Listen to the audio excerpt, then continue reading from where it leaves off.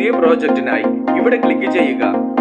ഇവയിൽ നിന്നും 9:16 എന്ന ഈ ആസ്പെക്ട് റേഷ്യോ സെലക്ട് ചെയ്ത് ക്രിയേറ്റ് കൊടുക്കുക. നിങ്ങൾക്ക് ലഭ്യമായിട്ടുള്ള ബാക്ക്ഗ്രൗണ്ട് ഇമേജ് ഓപ്പൺ ചെയ്യുക.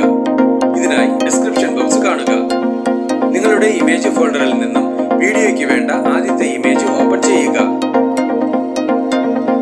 ഓപ്ഷൻ ബാറിൽ നിന്നും മാജിക് റിമൂവർ സെലക്ട് ചെയ്യുക.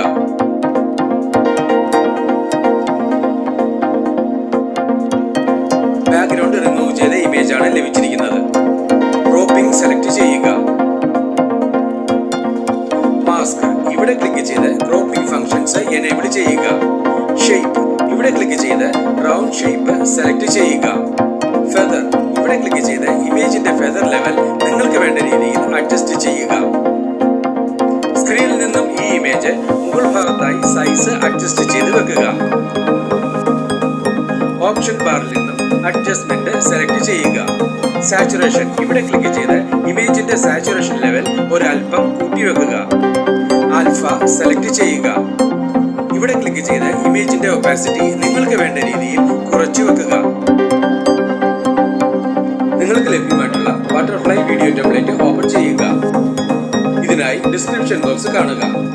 ഓപ്ഷൻ ബാറിൽ നിന്നും ബ്ലെൻഡിംഗ് സെലക്ട് ചെയ്യുക. ഇവയിൽ നിന്നും ബ്ലെൻഡിംഗ് ഒപ്പാസിറ്റിയായി സ്ക്രീൻ സെലക്ട് ചെയ്യുക.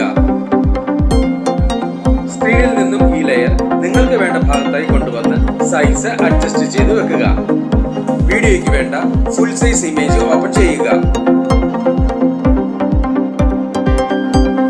ഓപ്ഷൻ ബാറിൽ നിന്നും മാജിക് റിമൂവർ സെലക്ട് ചെയ്യുക.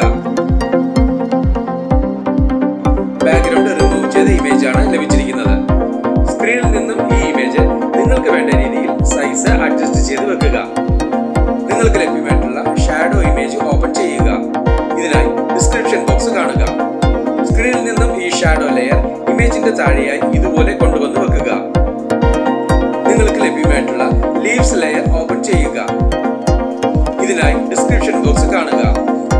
സ്ക്രീനിൽ നിന്നും ഈ ഇമേജ് അനുയോജ്യമായ സ്ഥാനത്തായി കൊണ്ടുവന്ന് സൈസ് അഡ്ജസ്റ്റ് ചെയ്ത് വെക്കുക. നിങ്ങൾക്ക് ലഭ്യമായിട്ടുള്ള ഫാളിംഗ് ലീവ്സ് ടെംപ്ലേറ്റ് ഓപ്പൺ ചെയ്യുക. ഇതിനായി ഡിസ്ക്രിപ്ഷൻ ബോക്സ് കാണുക. ഓപ്ഷൻ ബാറിൽ നിന്നും സ്പ്ലിറ്റ് സ്ക്രീൻ സെലക്ട് ചെയ്യുക. റെക്ടാംഗിൾ കൊടുക്കുക. ഇപ്പോൾ ടെംപ്ലേറ്റ് നമുക്ക് വേണ്ട വിധം സ്ക്രീനിൽ നിറഞ്ഞു നിൽക്കുന്ന രീതിയിലേക്ക് മാറിയിട്ടുണ്ട്. ഓപ്ഷൻ ബാറിൽ നിന്നും ബ്ലെൻഡിംഗ് സെലക്ട് ചെയ്യുക. ഇവയിൽ നിന്നും ബ്ലെൻഡിംഗ് ഒപ്പാസിറ്റിയായി സ്ക്രീൻ സെലക്ട് ചെയ്യുക. ഈ ഓഡിയോ ഓപ്ഷനിൽ ക്ലിക്ക് ചെയ്ത് വീഡിയോയ്ക്ക് അനുയോജ്യമായ ഒരു ബാക്ക്ഗ്രൗണ്ട് മ്യൂസിക് സെലക്ട് ചെയ്യുക. ഇവിടെ നമുക്ക് ഈ മ്യൂസിക് സെലക്ട് ചെയ്യാം. ഈ പ്ലസ് സിംബലിൽ ക്ലിക്ക് ചെയ്ത് സെലക്ട് ചെയ്ത മ്യൂസിക് ടൈം ലൈനിലേക്ക് ആഡ് ചെയ്യുക. ടൈം ലൈനിലുള്ള എല്ലാ ലെയറുകളുടെയും ഡ്യൂറേഷൻ കുറച്ചു ദൂരം എക്സ്റ്റെൻഡ് ചെയ്ത് വെക്കുക.